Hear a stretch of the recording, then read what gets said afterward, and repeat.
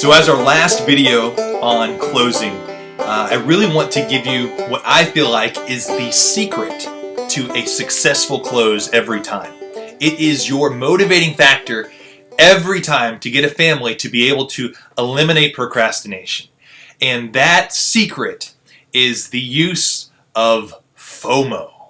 FOMO, F-O-M-O. Different from Frodo, F-R-O-D-O, which is our friend that helps us to overcome obstacles.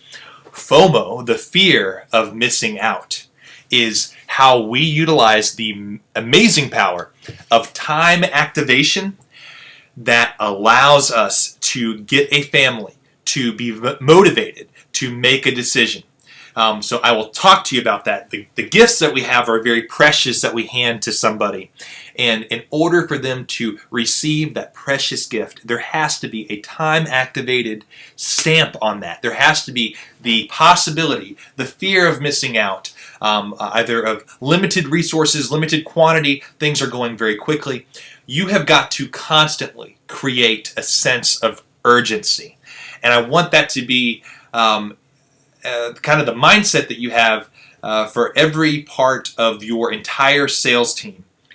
Always creating urgency. Always, always, always pushing forth with the elimination of procrastination through creating urgency, and always be closing. Never be pushy, but always be problem solving for families. Always be closing, never be pushy.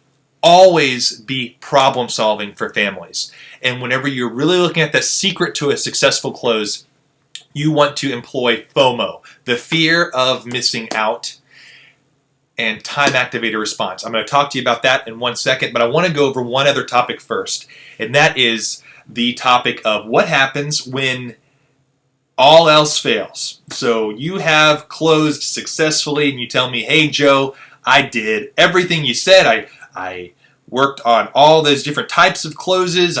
I tried for them to sign a contract first, and then to get a scheduled reservation deposit, and then I worked to try and get an evaluation and all those things. In fact, the family has just shut down entirely, and their response to me is that they're just not willing to make a move right now. They don't know when they're going to be ready to make a decision.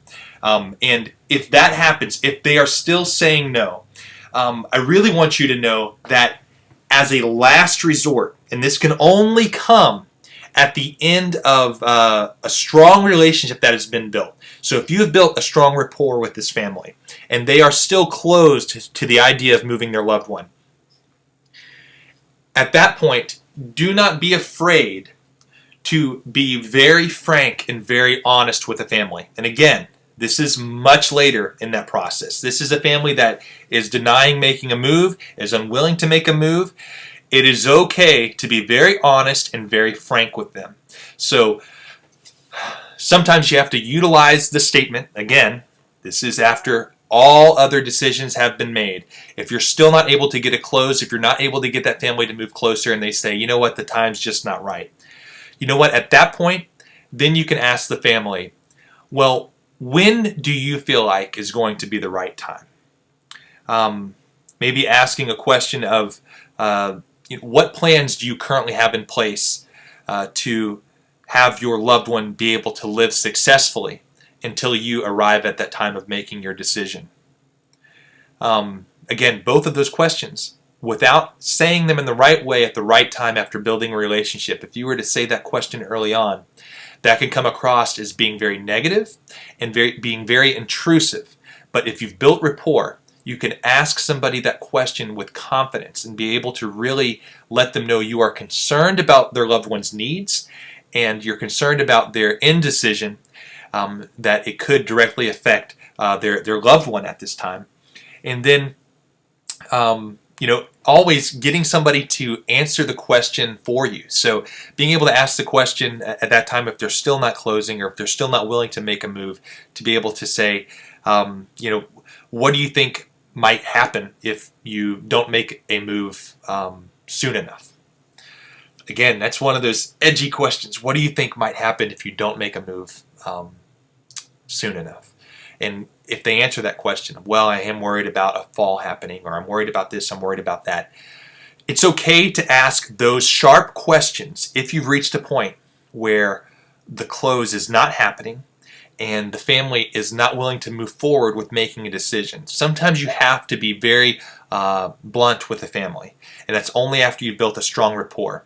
Another thing to keep in mind at that point is that for a family to have the understanding that right now is a very precious moment that they have, and that is they have the ability to make a decision.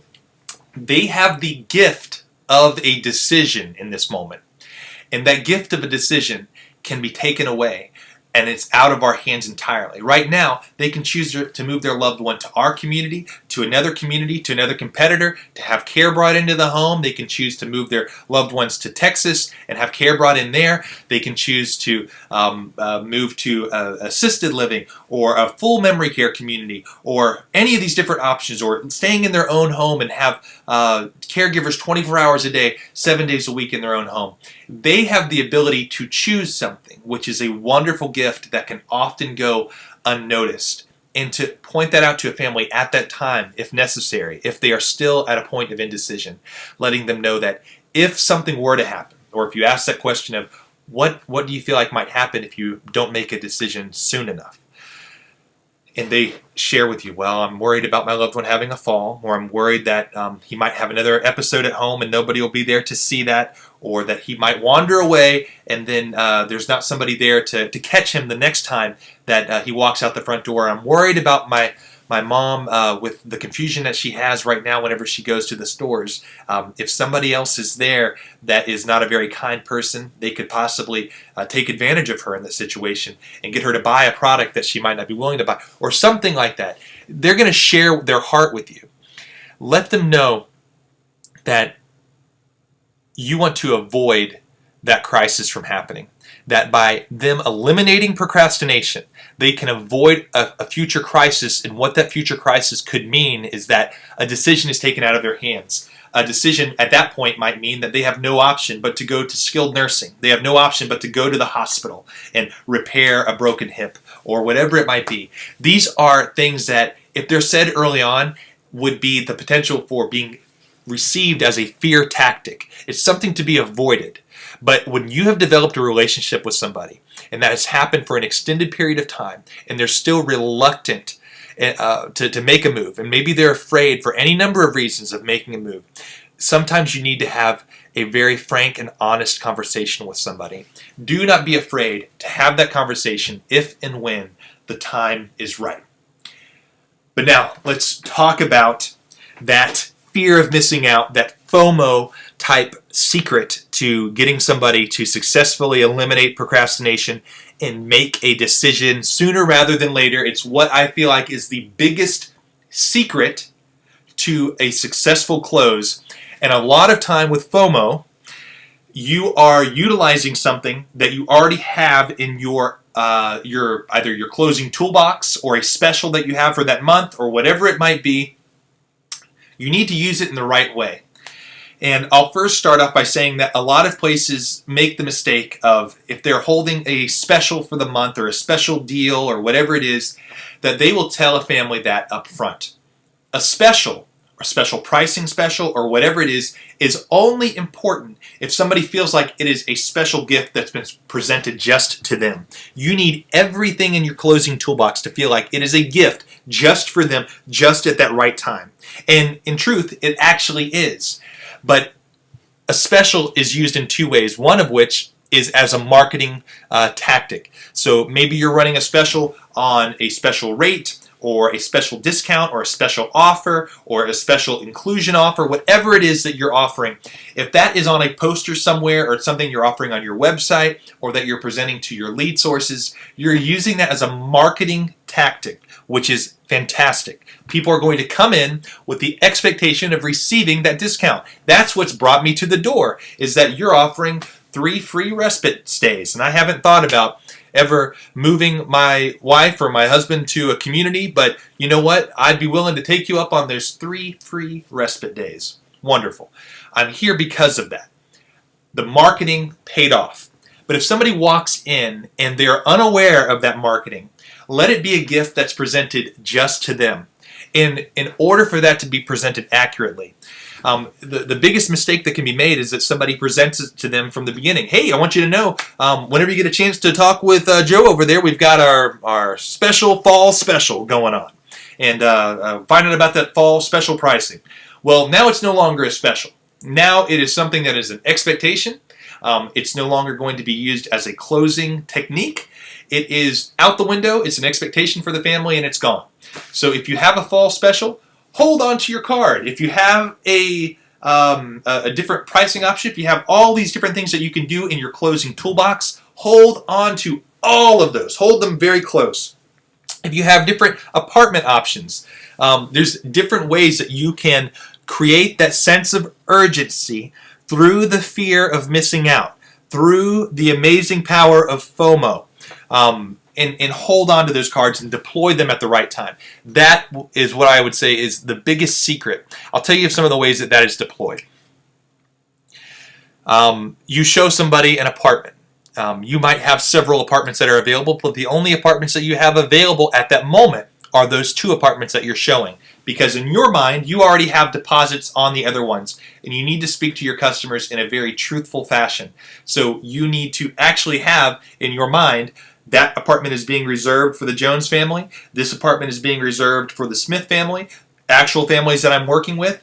This is where I want all of those other individuals to go. That leaves me with these 2 final apartments. These are the only 2 apartments that I have available to present to this family. Whenever they come in to tour, I'm showing them these 2 apartments as the 2 apartments that I have available for them. That is a factual statement.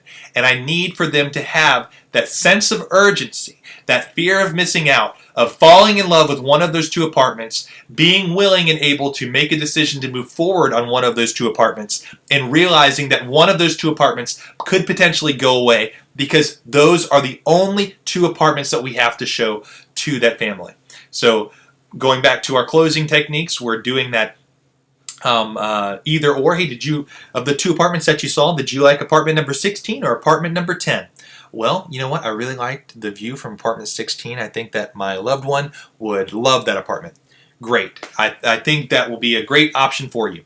Whether or not they put a deposit down in that apartment or not, you now have something that they want and that they would have the fear of missing out on that apartment at a later time. If somebody else were to put a deposit down on that apartment, if somebody else were to put a contract in on that apartment, they have a fear of missing out. You have to generate and create FOMO. Another way to generate and create FOMO is you have all of those different options, your spring special, your fall special, or the monthly special for whichever month it is, whatever you're able to offer to that family based on what your executive director and the vice president team has presented to you. Be able to move forward on holding that card to yourself and presenting it at the right time. So now you have gone through a great successful tour. You are in the discovery room, you're in that middle of that closing process, and they're wanting a discussion about prices. And you have your pricing sheet, and you are handing it to the family. One of the most important things at that moment is you want the family to look at that pricing sheet, and you want to know what their reaction is at that moment. Because in my mind, I know I have some options. I can offer this discount or this discount or this discount. I might not need to offer any of those discounts, or perhaps at that moment, I honestly don't have any of those discounts available. I want to see what the family's reaction is to that pricing list. And I want to know what their feelings are. And I want to see if they grimace or if they nod in agreement, and I'm going to ask them as they're looking at that pricing list, I'm going to say, what are your thoughts in regards to the pricing that is there? Or another important tactic to use is that before I ever show them the pricing list, I have it in my hand. They want to discuss pricing. I have this pricing list in my hand, and I say, hey, I've got our pricing list right here. But what are your concerns about pricing at this time? Because that's your only opportunity to have them show you their cards. Their cards meaning to tell you about their financial situation, to tell you about what their concerns are in regards to pricing, and that they no longer at that point feel like it's going to affect what your pricing is, because this piece of paper isn't going to change. I have a piece of paper with our pricing on it. I'm about to give it to you. Tell me about what your concerns are for pricing. I'm not saying it that way. I'm instead holding the piece of paper and saying, hey, I've got our pricing list. Tell me about what your concerns are about pricing at this time. I want them to share that with me. Share it with me right then as a part of this closing process, and they're going to tell me, well, you will be surprised, by the way, of just how often somebody will express some very personal details about the finances at that moment. Well, let me tell you, ever since the sale of the land, we haven't had any worries. The only thing we're concerned about is that Dad gets the best care. Well, let me tell you, there's the pricing right there. Or they are going to tell you, well, we have a strict budget of $2,000 per month, and we're worried about this as well. In order for me to show somebody a pricing list and to talk about pricing, I want them first to confirm that other than pricing, they have no other concerns. I want to have gone over all the objections. I want to have closed with them. I want to have worked out every detail. Other than pricing, what are your concerns at this time? If they have no other concerns, then we can discuss pricing, because now I know that this is the only last obstacle that they have. So if they say they have no other concerns about pricing, they have no fear of cost because of the sale of the land that they had, and they just want the best for their dad, well, we have the very best, we have the product that you want, and here is our pricing list. Or they're going to talk about what their concerns are for pricing. That is fine. Let them discuss their concerns about pricing, and then as they look at this list of pricing, be able to have that in the back of your mind, what you can offer to them. But this is where FOMO comes into play. You haven't deployed any offer to them at all. But the secret to closing is the fear of missing out. And there is a genuine fear of missing out, because that offer or that special may be gone at a later time, but you have the ability to offer that to them right now. If they're concerned about pricing and you know what the special is that you have in your mind, allow them to express that concern and then say, well, if I was able to work this deal out, let me go and talk with my executive director and see if we can offer a special pricing option for your family. And if we're able to offer that, is that something that would be appealing to you? Is that something that would motivate you to be willing to move? I need them to say yes. I don't want to give them anything until I get a confirmation on their end that yes, that would be something that would be helpful to me. Yes, that would be helpful. If you're able to get that pricing for me, that would be very helpful. I would appreciate you looking into that for me. Great. Well, I will look into that for you. I already know that I can offer that pricing. I already know the special rate that's there, or whatever I can offer in regards to a special, but it has to be presented to a family that it is something that is specific and special just for them, because, in fact, it is. It is in this instant. You hold on to those cards, you present it to them at the right time, and then you get them to be willing to commit if you're able to get that special pricing for them. Hey, if I'm able, I know you're worried about that one-time fee, if I'm able to get that taken care of for you or to get it reduced, is that something that would impact your decision, that you'd be willing to make a decision for our community? Because I can go and talk to my executive director and see if we can get something worked out for you. Is that a conversation that you would like for me to have with him or with her? I want them to buy into that. I want them to say yes, because that is when I'm going to get up and have that conversation, or maybe it's a conversation that I have by phone or whatever it is, and I want to have the actual conversation with my executive director, even though whenever I call my executive director on the phone and say, hey, can we offer the October special to that family? They're going to say, yeah, of course you can. It's the October special. Of course you can. You've already got clearance to be able to offer that. Well, thank you. I just wanted to make sure that we had this conversation, and I appreciate that. I'm then able to go back into that room with that family and say, we would have the ability to present this offer to you. I know you want apartment number 16. If you are able to sign by Friday, that's going to give you the next 3 days to consider that option. But if you're able to sign by Friday, we would be able to offer this specific pricing, and we would be able to lock in that apartment for you. It doesn't mean that your loved one has to move on that specific day. I know you're not wanting to move until Wednesday of next week, but let's go ahead and get the financial commitment done at that point. Give yourself 3 days to make the considerations. I know you need to call your sister, work out the other details, but that way at least you can take advantage of that financial offer. But it was expressly said that the decision would have to be made by Friday of this week. The decision would have to be made by Thursday of this week. I have to have a decision on this by the end of the month. Be able to give somebody a time frame. Don't rely on the end of the month. Because you can always push that back. You can push it back and push it back. If somebody has a set time frame of Friday, and they call me on Friday and they say, hey Joe, I know you gave us that great offer. I like the fact that you were able to get approval from your executive director and your vice president for that rate. Thank you so very much. But we're unable to make a decision by Friday, and I apologize. We just don't have the ability to get together as a family.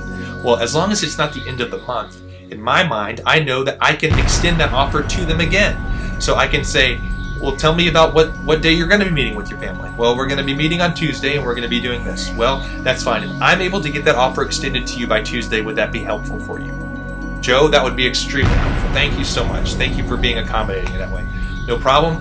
I'll get back to you. Let me see if I can extend that offer. I then am going to get off the phone. I'm going to call my executive director. My executive director is going to say, of course we can, Joe. That is the October special. That's what we have going on. Of course you can offer that. And I say, thank you, executive director, because I just needed to have this conversation with you. I call the family back and say, hey, we've extended that offer to you again until Tuesday on the 12th of the month, and as long as you make a decision by then. You have to be able to have somebody have a specific time frame in mind. Really set the boundaries for somebody. Give them the ability to have the fear of missing out. That if it's not time activated with a specific date in mind as to when they can take advantage of that offer, they're not going to take advantage of the offer. Don't, again, always be closing, never be pushy, but always be problem solving. If you're never pushy in that moment, then you're just there to present an offer to a family. You only can present an offer to a family if you know what their problem is. And if you know what the problem is, you need to find a way to overcome that obstacle. But at the same time, give a time-activated time frame, a time-activated response to which they have to make a decision in order to take advantage of that offer, that perfect piece of fruit that you've pulled from the tree and needs matched directly to them. If they want to take advantage of this delicious piece of fruit, they have got to do it by X day, by Wednesday of this week by 5 p.m. Give somebody a time that they have to make a decision in. Because if not, people in general, our nature is to float away from making a decision, even the decisions that are best for us in life, until we absolutely have to. Somebody has to be held to a decision. If you know that this is the right solution for them, if you know that we are the correct match for them, then find a way to eliminate the procrastination, and you eliminate procrastination through the use of FOMO. Present the fear of missing out. Present them with a time-activated offer, whatever that might be. Time activated. Don't let it be something that just floats out there, because then it's an expectation forever. If that's the price that's written on a car, that is the price that I expect, and I want more than that. Give me a special. Let me feel like I am special. Let me feel like I have won. In the art of negotiation, you need to have somebody feel like they have won, that they have won this decision, that they have won something very valuable to them. And if it's just given away at the beginning, then it's like it never existed. Because for that family that was there previously that said, no, we just sold the land and we just want the best for Dad. Money is not an option. Well, that family is probably not going to be presented with a special offer. And that's okay, because you don't really have it to give. But for the family that comes up next, that needs that special offer, that needs the ability to have a time-activated time frame to take advantage of a very special deal and generate that fear of missing out and the creation of urgency and moving forward, they need that. Give it to them. Allow them to have that. But it only comes through the fear of missing out. If you have 2 apartments and they put a deposit down on one apartment, the apartment that they love, if there's somebody else that comes in and puts a deposit on that apartment as well on the next day, or if they're wanting to move into that same apartment, you're able to call that family and say, hey, I want you to know that in regards to your deposit, that did give you the first right of refusal, and that was 4 days ago. As of right now, we have another family that's interested in that apartment and putting a contract on that apartment. And I wanted to give you a call first before we gave up that apartment to that family. I know you're not looking to move your loved one for another 2 weeks, but if you wanted to go ahead and move forward with the contract, we can work out those 2 weeks so you're not having to pay in the meantime, or you're only having to pay, but we'll do this instead, whatever offer you're able to present to them. But you get the first right of refusal. I wanted to give you a call first before we gave this apartment to another family. You want the fear of missing out to be generated. You want the family to be motivated to make a decision to eliminate procrastination. It has to be done in order for there to be a successful close, and it has to be done in order for somebody to feel comfortable with moving forward on a sale, with moving forward on the decision to close. Always keep that in mind. That is the secret above all secrets on moving forward, generating urgency, and effectively closing, is to find a way to use the fear of missing out, to have not only Frodo as your friend, but to have FOMO as your friend.